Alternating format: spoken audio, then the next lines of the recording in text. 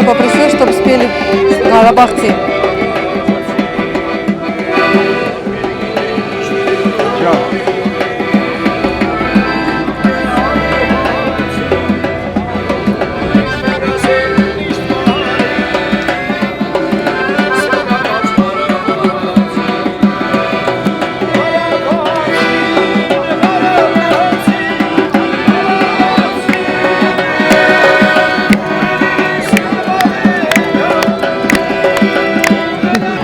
Pare Sami.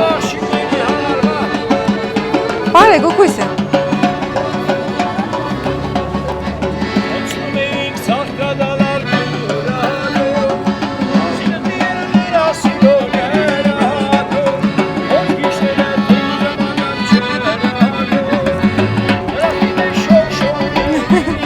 Курика, они танцуют.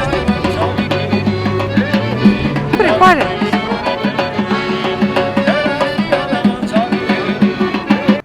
Мы находимся в Ереване, в парке Победы, рядом с памятником матери Армении или Родина-Мать. Таких памятников очень много по всей Армении. Они в основном расположены в больших городах Армении, но именно в Ереване мы наблюдаем самый воинственный образ матери Армении. Памятник был создан в 1950 году, 29 ноября, а установлен в 1967 году. Высота памятника 22 метра.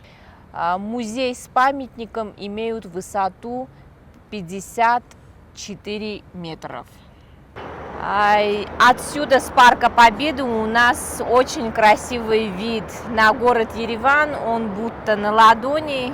Перед нами центр города и спальные районы, которые расстилаются на территории Араратской долины. Мы сейчас направляемся в сторону Каскада. Это топовая достопримечательность города Еревана. И дорога наша проходит сквозь колоритные дворики Еревана. И вот в одном из дворов мы наблюдаем за мастерской местного скульптора-архитектора, где прям во дворе жилого дома стоят его работы.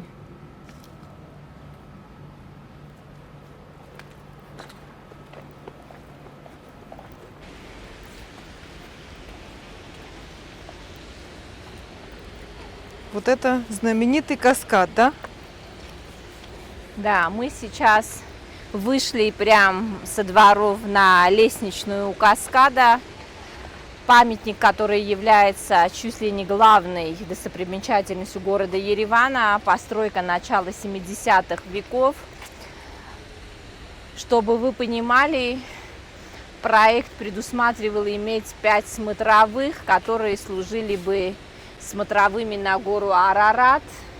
По ту сторону у нас гора Арарат, которая сегодня спряталась в дымке. И расстилается парк Каскада, где можно разглядеть расставленные вдоль парка скульптуры современных скульпторов, которые имеют мировую известность. До становления памятника данного, который построен из породы травертин, тут у нас был лес. Ниже одна линия каскада водопадов и узкие тропы, по которым можно было прогуляться по лесу. Тогда в честь становления памятника началась рубля леса, в дальнейшем и появились справа и слева частный сектор. Строительство продолжалось активно до 1988 года, тогда в связи с Питахским землетрясением было приостановлено. Так и оно до кульминации архитектурной своей не дошло в связи с распадом Советского Союза, и потом с Первой Арцахской войной. В 2000-е годы за этот комплекс берется бизнесмен, филантроп Джеральд Гафищан, армянин, проживающий на протяжении всей своей жизни в Америке, глубоко привязанный человек был корнями к Армении. Он знаменитый был юрист, кроме юриспруденции увлекался еще и коллекционированием предметов современного искусства.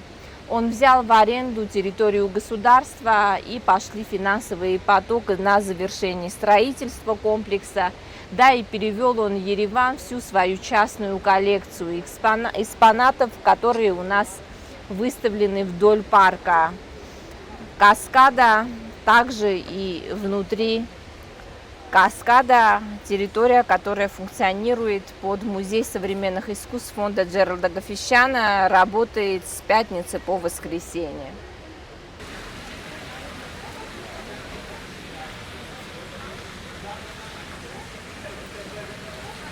Здесь неимоверная красота, Челена. Да, Очень очень красиво, очень красиво. очень такой монументальный, грандиозный памятник. Мгм. Более 500 ступенек поднимают с подножия каскада до самой вершины. Мгм. А если бы Арарат было видно, вид сверху вообще просто потрясающий. Да, вид бы был потрясающий. Везде играют струйки вод.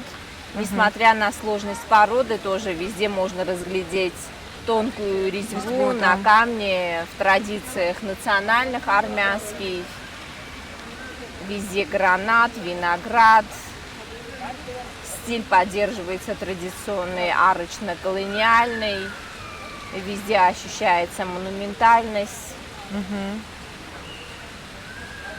Это одно из самых любимых мест и местных жителей, ну и туристов, которые круглый год посещают Ереван.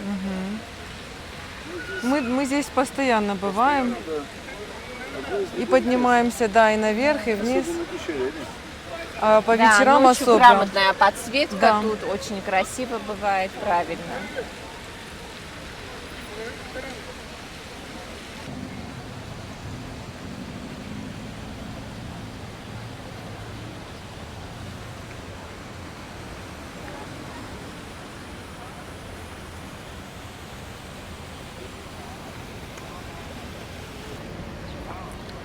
И такой вид у нас открывается на самой нижней точке каскада.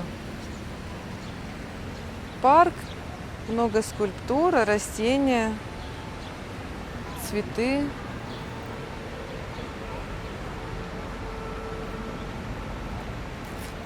И вот мы направляемся в сторону оперного театра. Вот так. Тут такой парк продолжается.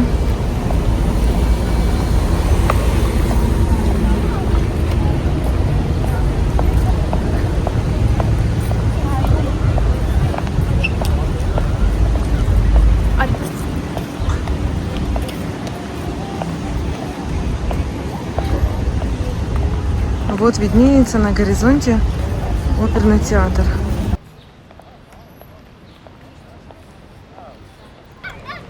Перед нами памятник архитектору Александру Таманяну. Именно этот человек является главным архитектором современного города Еревана.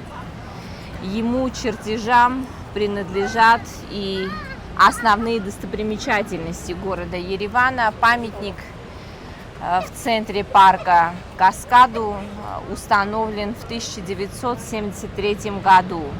А ниже памятника справа мы видим мини-план проекта города Еревана под названием «Солнечный Ереван».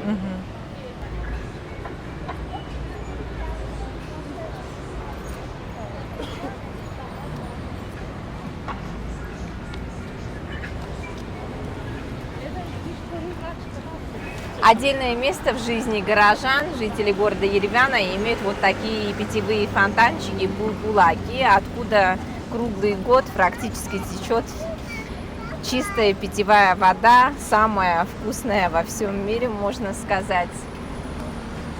Их И на самом называют деле. булбулаки из-за того, что когда течет вода, она издает звуки булькания, буль-буль-буль, поэтому булбулаки.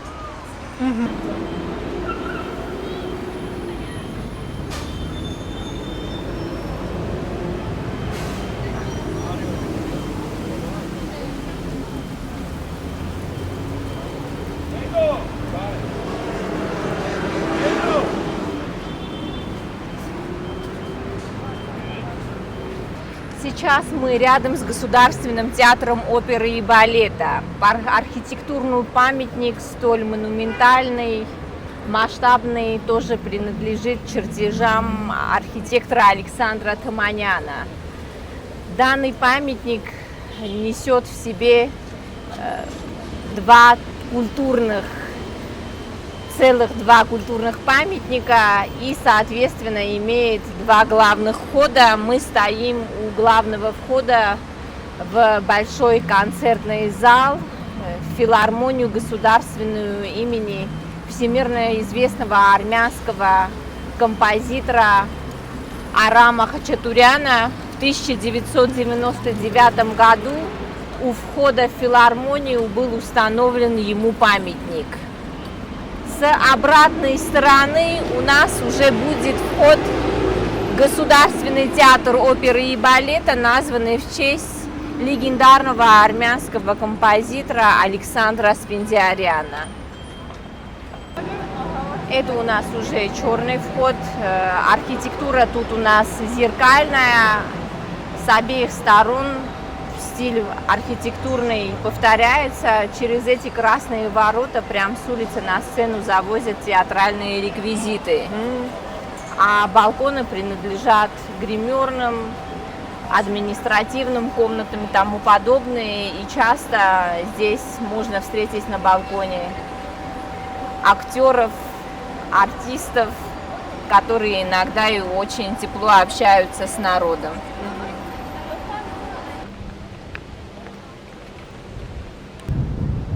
С обратной стороны у нас уже вход в Государственный театр оперы и балета, который назван в честь композитора Александра Спендиаряна. Вот ему мы видим памятник.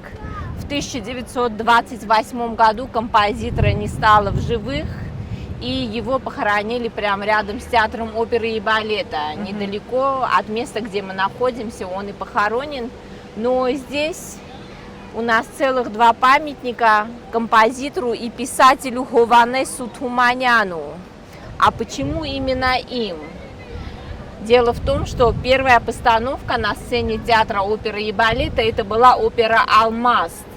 Музыка композитора Александра Спендиаряна, а слова писателя Хованеса Туманяна. А сейчас, находясь при театре оперы и балета, мы плавно переходим в сторону самого большого пешеходного проспекта в Ереване, к Северному проспекту, протяжность которого 500 метров.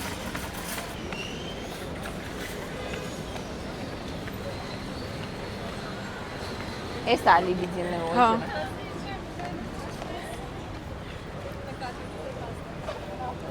А это у нас Лебединое озеро, да?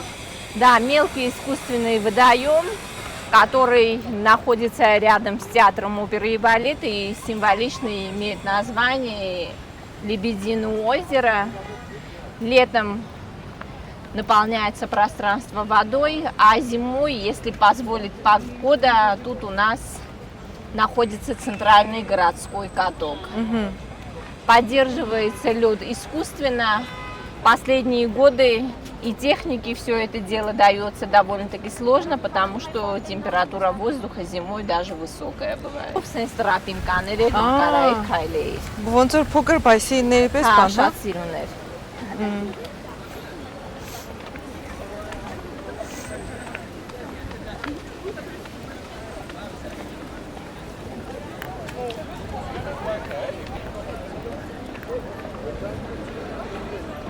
Мы уже находимся на территории Северного проспекта. Проспект тоже является проект становления проспекта детищем главного архитектора Александра Таманяна, но его осуществили намного позднее.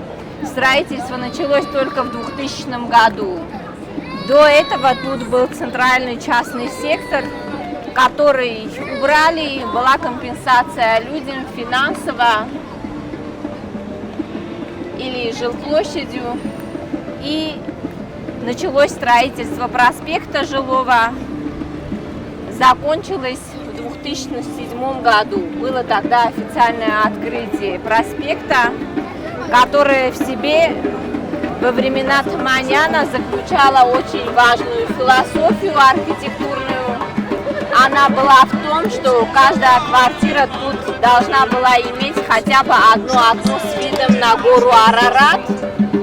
И в этом проспекте должны были заселиться беженцы из Западной Армении, для которых самой большой утратой были не потеря кровоимущества, а потеря горы Арарат. Поэтому такая была заключена философия архитектурная. Задумка, одна из главных становлений Северного проспекта, заключалась еще в том, что этот жилой проспект пешеходный прямой улицей, прямой линией должен был соединять площадь Республики. Мы под конец видим здание из светлого туфа, это центральное здание площади Республики. Вот, должно было соединяться площадь Республики посредством Северного проспекта с площадью Свободы, там, где у нас стоит Государственный театр оперы и балета. Но центральное здание площади Республики перекрыло вот этот переход. Здесь у нас, как уже я говорила, жилой проспект и очень дорогая недвижимость. Чуть ли не самая дорогая в городе Ереване. Все дома, они несут жилой характер, нижние 2 этажа коммерческие, верхние, все остальное это жилые дома, квартиры.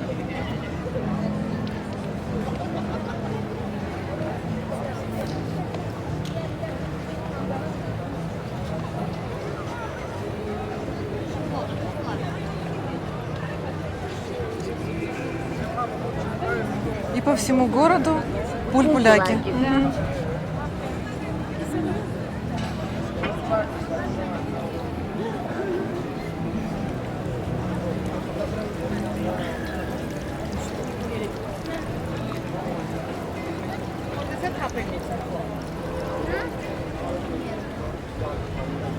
Очень вкусная вода.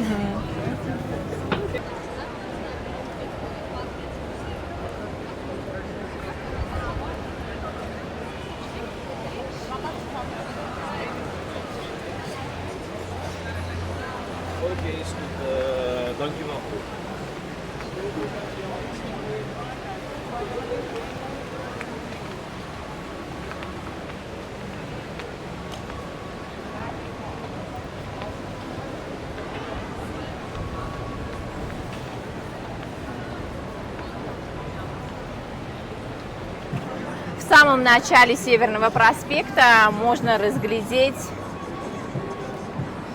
ключ, который символизирует ключ от хранилища города Еревану, а сверху герб города Еревана – это крылатый лев, слияние льва и орла.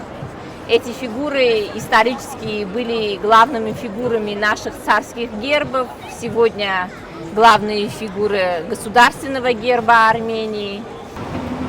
Мы находимся на центральной улице города Еревана, улица Хачатура Абовяна, названная в честь знаменитого армянского писателя, человека, который известен не только своим творчеством, но и тем, что был одним из членов первой экспедиции в 1826 году, покорившей гору Арарат. И здесь у нас ряд домов, которые из себя представляют старый фонд Еревана. К сожалению, основная часть этих зданий, которые из себя представляли старый город, были разрушены в период землетрясений. Мы попросили и открыли лавку, чтобы посмотреть поближе, что внутри.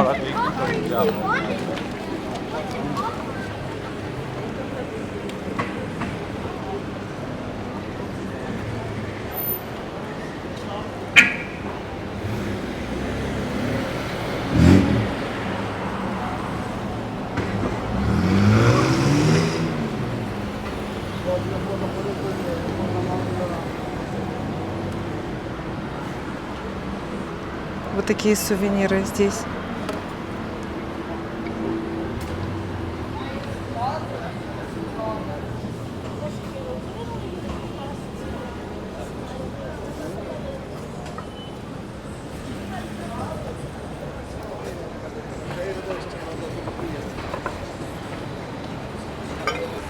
уже находимся в самом центре города Еревана, в сердце не только Еревана, а Армении, площади республики. Площадь строилась несколько десятилетий, с начала 20 века до ее середины. Именно эта площадь – доказательство и название проекта генерального плана архитектора Тманяна «Солнечный Ереван», который начинался с площади республики. Центр города передан в форме солнечного круга, с которого, как солнечные лучи, расходятся центральные улицы города Еревана. И когда смотришь на город с высоты птичьего полета, он на самом деле напоминает солнце.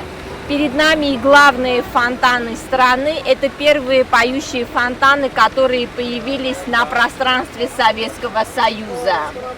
Сегодня они не только поют, но тут каждый вечер бывает грандиозные 3D-водные шоу. По возможности будем показывать. Да, это очень красивое зрелище. Спасибо всем вам, тем, которые провели с нами в рамках экскурсии данный чудесный день.